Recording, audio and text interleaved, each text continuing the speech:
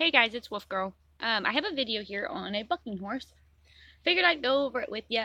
Um, it's one of those things where I don't know anything about the rider, don't know anything about the horse. Came across the video, and I started thinking about it, and I was like, oh, you know what? This probably could have been prevented. And this is also a really, really bad start for this horse. And pretty much the only thing that gets done is riding the buck out, and it's not a good way to teach the horse to accept the rider because mentally they're going to struggle.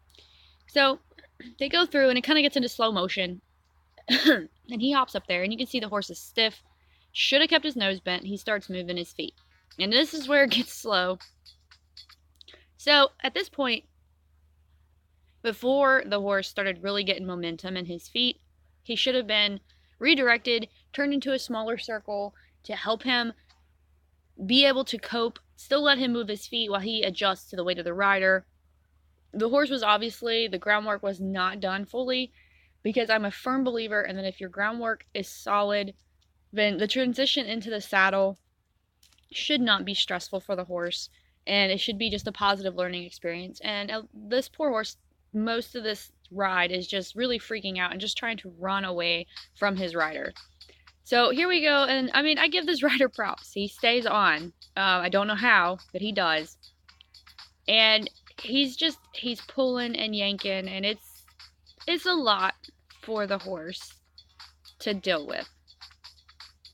So, and you'll see here, he's just kind of riding him rodeo style, bucking style, and then the horse really starts to just take off. Still trying to buck the rider off, still trying to escape that pressure. And not once has he been offered to be redirected to try and calm him down and let him think about what is going on. And so at this point, this is pretty much all they show. And yes, he's not bucking anymore.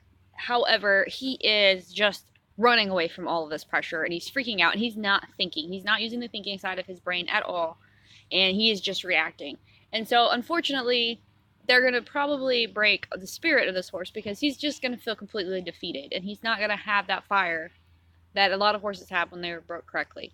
So just something I wanted to touch base on. I was a little disappointed in the video. I was kind of hoping maybe they would do something better to prevent his bucking, but that's just how a lot of it goes.